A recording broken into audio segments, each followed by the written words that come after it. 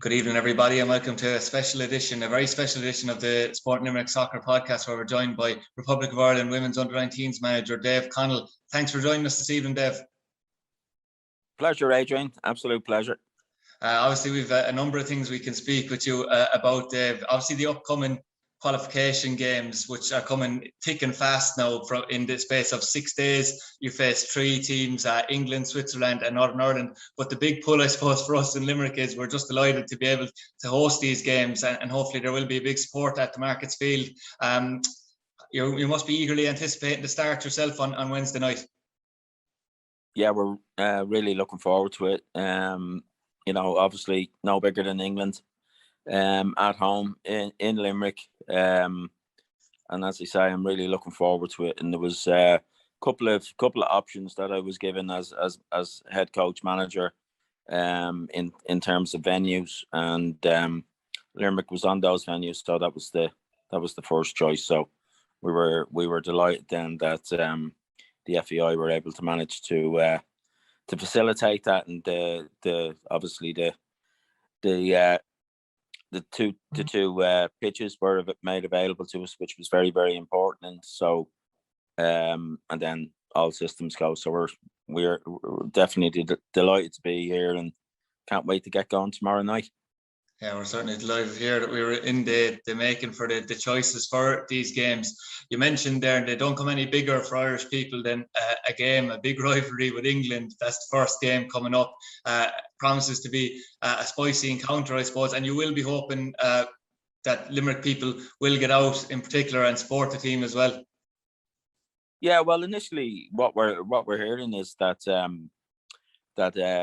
we're expecting a big crowd, so which is great. And obviously the women's game, girls game, has developed so much in the last couple of years since we've been here last. We're expecting and hoping for a big crowd. So if we can get that crowd and they get behind us, it will be great. So it'll add to the atmosphere and add hopefully to a great occasion. And that's what we're hoping. And we're expecting obviously a very, very tough game, and I can be guaranteed England will be in for a tough game. Yeah, here's hoping. And just on those teams, David, it's a very tough group for yourselves, and we have a couple of Limerick links obviously in the squad as well. We have Jenna Slattery named in the squad. You also have Nicole McNamara, who wouldn't be playing with Treaty, who's up playing with Galway at the moment. Ballingarry native as well. And I know that one of your former players and one of our soccer analysts, Jason O'Connor, speaks very highly of her talents and her personality. So I suppose, how have those two players in particular fitted into your squad in recent weeks? Yeah, and they're two great players. They've come through the system. They've been on the Centres of Excellence and Emerging Talent programs over the years. Unfortunately for Nicole, she had a bad injury about 2 years ago. So probably lucky enough the COVID kicked in and there wasn't an awful lot of football. But in fairness to Nicole, she worked very, very hard on her rehab and has come back with flying colours. Always was a great talent, and nothing has changed there. So we're delighted that she's fine. And then we have Jenna, who's been seems to be around years. Very, very talented young lady, and obviously played her football in Fairview, and again came through the system. So, and the great thing about the two girls is that they have another year at under-19s, which is great. So they're both born in 2004, which makes them available next season as well. I suppose as well, Dave, one of the striking things from your squad is probably the strong domestic presence, which you wouldn't always see maybe on the men's side of the scene when you have under-19s, 21s, but there is a strong domestic presence, and that brings me, I suppose, to the Women's National League. There is a very young treaty team there. There's young teams all throughout the experienced teams as well, but obviously young teams throughout the league. How have you felt? Have you felt that the National League has improved in recent years? And obviously it's been rebranded now as well with Electricity coming on board, so that can only be a good thing. Yeah, absolutely. And then you have obviously the under 17s and under 19s leagues as well, and EA Sports got behind them. So and as I said earlier, the women's game, girls game has grown immensely over particularly in the last 5 to 6 years. But since I came into it in in 2000 and since 2006 when I came in. So it's grown immensely. It's been brilliant. So and as you say, Airtricity are backing up the Women's National League, which is very, very very important as well. But young sides all scattered all around the league, and I think obviously that reflects in where teams are positioned in the league. But the experience of playing against these older and more experienced players will do the girls no harm. And we've come on in leaps and bounds in terms of when I first came into the women's game, where we had leagues all over the country playing at different times of the year, summer leagues, winter leagues. So now we have this structure and it can only get better. Yes, certainly. And as we mentioned, there's a quick turnaround, Dave, in these fixtures. You've got in 6 days, you will be playing. It'll be, I suppose, tough on the fitness levels as well. So you will probably be using the majority of your squad throughout the week. Absolutely, 100%. Girls know that, first 11 against England, we anticipate that we'll make substitutions within that game. Second game, there could be a change in lineups, and certainly by the third game, certainly more changes again. So 20 girls, very, very strong squad, and we won't have any qualms about putting any of them into the team. So, it's a strong squad. We're very, very littered with talented players. So we're looking forward to it. And as you say, it's a tough program. We're up against England and Switzerland, who are both probably semi and professional teams. And then Northern Ireland be pretty much like the same as ourselves with a domestic league. So, tough. It's very tough. But, we have an outside chance, and we certainly fancy our chances with the quality that we have in the team. Yeah, you mentioned there earlier as well about your own time. You began maybe getting involved in women's football in 2006. I suppose, what can you attribute, I suppose, to your longevity? Because you know yourself, it's obviously with management and teams, it changes so regularly. But what can you attribute, I suppose, to your own longevity with the women's team, Dave? Yeah, well, I've been in the association since 2006, and probably a former Limerick manager, Noel King, would have been head of the women's football at the time. I came into the association as a development officer in Dublin. He asked me to get involved in the women's game. It wasn't something, I have to be honest, that I'd ever thought of. But, I went in and I assisted Sue Ronan, who was the U-19's manager at that time, for 5 years. And then when she took over the senior team in 2010, I took over the under-19s in 2011. So I'm a decade at that now. I suppose my love of the game. I've worked really, really hard at trying to develop the women's game. Still working hard. Had some success, and but I think really it's probably just the passion, the drive that I have within the women's game to try and get this to try and get teams to tournaments and develop more players. So really, at the end of the day, the under-19s, under-17s, under-16s, we're there just to, it's nice to get to tournaments. It's nice to do very well. It's nice to beat teams like the Englands and the Switzerlands. But really, it's developing players for the women's senior team. We don't have a 21s. We don't have a 23s. So there's a lot of players in the present senior team that have come through the under-19 ranks. So that's what we're there for. How I'm lasting, I don't know, but I'm loving it. I still have the same buzz as I had when I took over as my first coaching role, which was obviously Limerick FC back in the 90s. So really loving it. And there's nothing like, you can't be playing, but it's certainly managing is certainly the next best thing. So long may it continue for the next few years anyway. Absolutely, and we certainly wish you the best of luck in those qualification games, Dave. I suppose it brings me on to, you brought me onto the bit yourself, I suppose, by mentioning your first foray into coaching when you went in with Limerick FC. I know you had played with Limerick FC as well, and we'd have a lot of listeners who would have been avid supporters back in those times in Rathban as well in the 90s. The most notable season, I suppose, would have to be 1998, Dave, where you managed a side that reached the promotion relegation playoffs against UCD. and as has been termed the Battle of Belfield up there. I know that you didn't come out on top, but I suppose, what was your recollection of that whole season as a whole? Yeah, probably one of the most, if not the most enjoyable seasons ever as a coach. Took over probably one of the most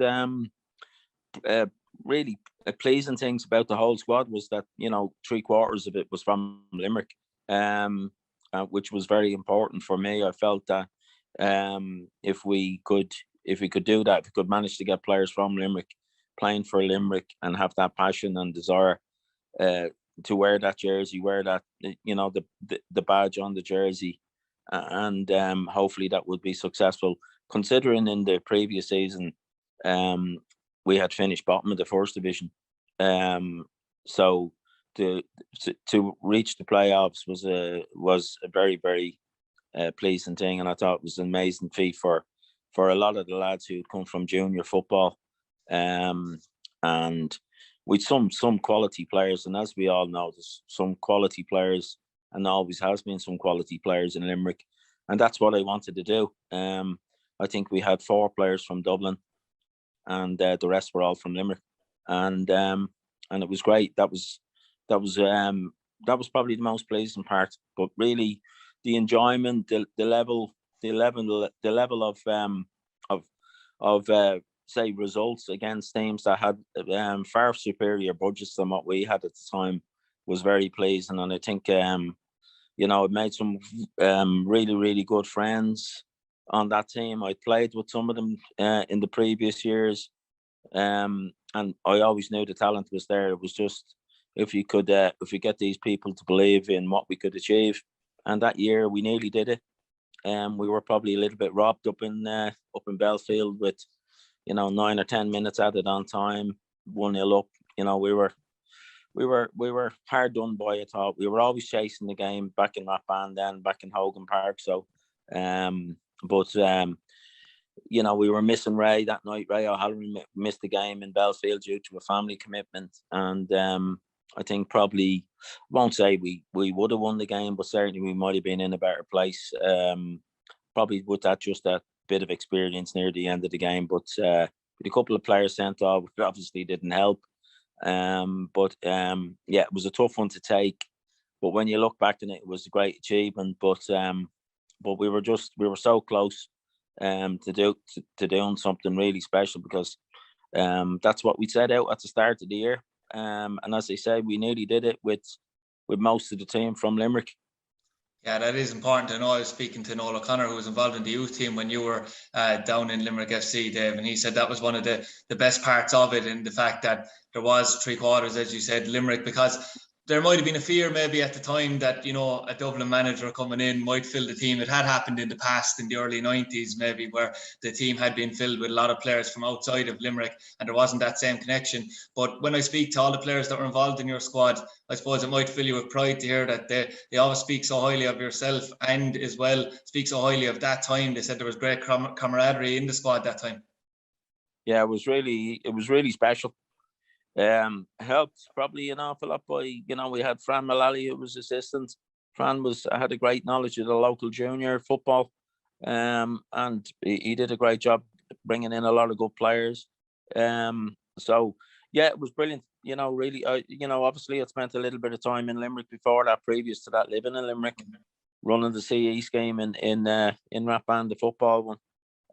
So I got to know it. I made it my business to go around looking at the junior games when I could. Got to know a lot of the players. Obviously, Fairview Rangers were very, very strong in the FEIs at the time, and we managed to prize away a few really good players from Fairview. Derek White, Jason Purcell, Ronan Hanrahan would have been with them at the time. Declan Casey from Pike. We had some really, really, Ray O'Halloran, who was obviously there. Albert Finnin, who was in Limerick as well.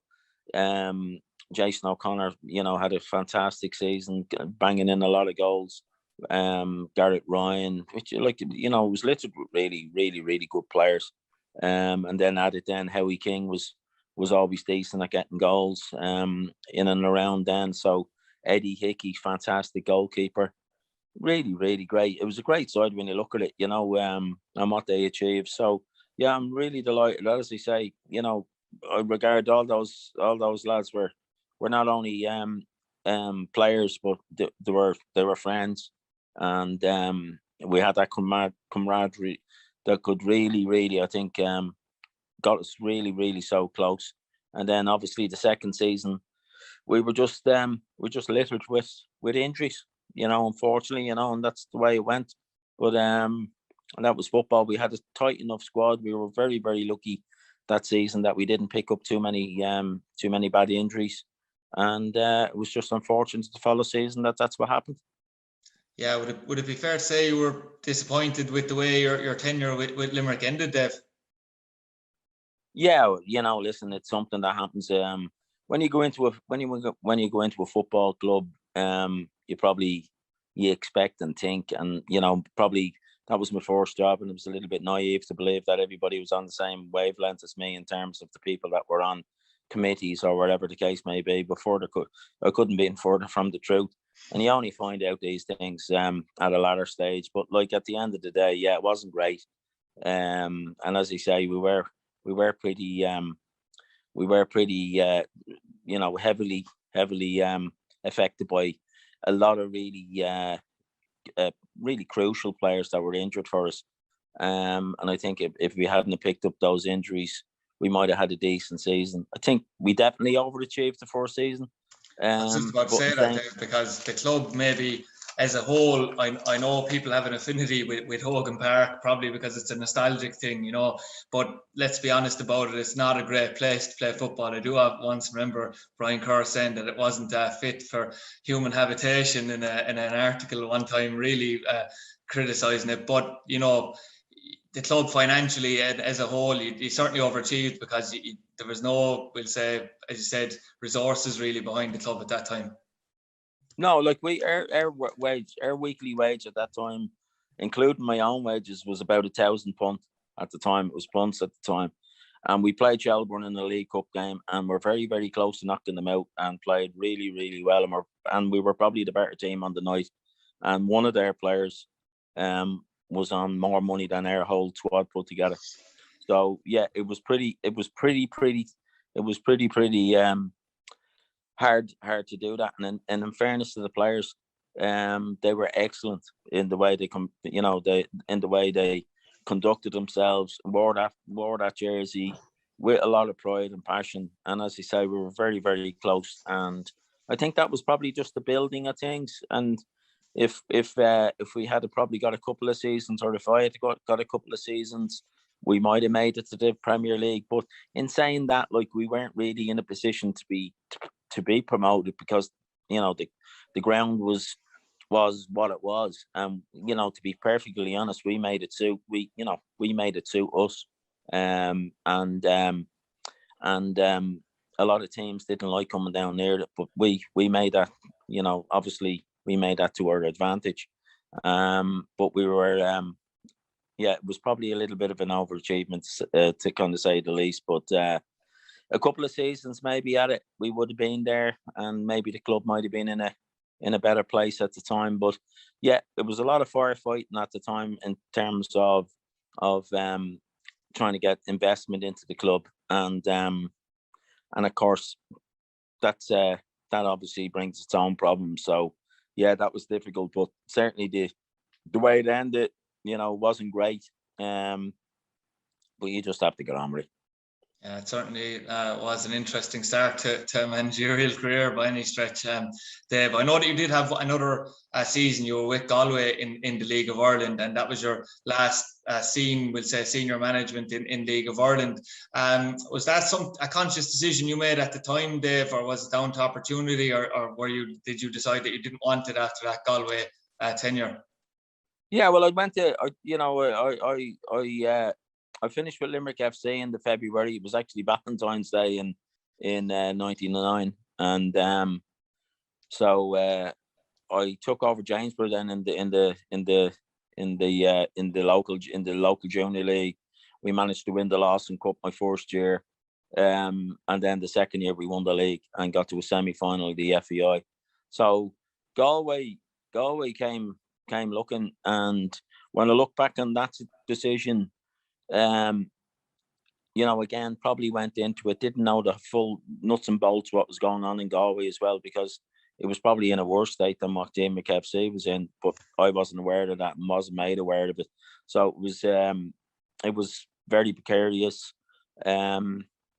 We'd no place to train first couple of nights because there was a lot of money that was owed to certain people that we'd no bus company that would bring us to games. So again, another difficult situation to go into. And again, probably looking back on it, I probably wouldn't go now if I had known the true situation of what the club was in. But listen, again, you take these chances in football, and it didn't work out. Had I got me fill the League of Ireland probably at that stage, I probably did. And I went back and moved back to Dublin then and took over a couple of junior teams in Dublin, and won a lot of trophies in the Leinster Senior League as manager. So and then I got an opportunity then in 2006 then to join the FEI, and that's what I did, and I've been there since. Yeah, and I know a couple of the regional development officers, FA regional development officers, really good people in Limerick, Dave. I suppose how are you finding that role at the moment as well, and balancing that, I suppose, with your role with the Irish under-19s women's as well? Yeah, well, it's a dual role. I look after the scouting now within the women's game. I was looking after the emerging talent for a long time. So I've moved into the scouting role now, head of scouting within the women's game. Obviously, that's been restricted to just nationally at the moment because of COVID. But it's a new challenge for me. I'm looking forward to. I started that probably about 6 months ago, so I'm looking forward to that. That's tied in with the under-19s, which I said I'm head coach manager since January 2011. So loving that. Working with, getting around the country, meeting people, and again with some fantastic development officers that around the country. Obviously you mentioned Jason's in Limerick, you Barbara Birmingham and Declan Considine who've done great work as well in the women's game. So within the county, within the city. So and we have them all over the country, which is great.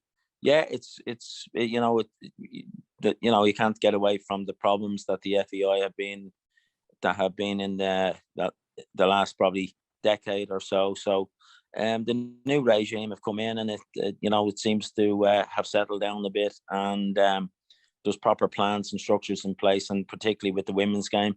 There was a lot of talk over the years, but now there seems to be a lot of walking the walk, and we've seen lately a lot of high-profile sponsorship deals within the women's game, Sky, and most recently Cadbury's. So that's great, and it can only benefit the women's game. The young girls' game, particularly in the Midwest, Limerick and the surrounding areas, has really snowballed and taken off. And within another 10 years, I'd imagine it'll be skyrocketing completely. But a couple of years ago, it was probably a novelty to see girls' teams. Now it's just taken for granted. Like they're there, girls are there. Just you go to the AOL complex in Dublin, and there's more girls' teams coming out the tunnel now than there would be the men's teams, boys' teams. So that's great to see, and I think it'll only get better. And obviously, I think we probably need a women's team to get to a finals, whether that's going to be a Euros or a World Cup. That would certainly give it a really high profile, pretty much on the lines of the men's team in '88 in the Euros, and then the Jack Charlton era. So let's hope that we can get to a finals, and then I'd say the development of the Women's National League into semi-professional, professional, because we see an awful lot of electricity men's teams now that are getting involved in the women's game, and Treaty being one of them.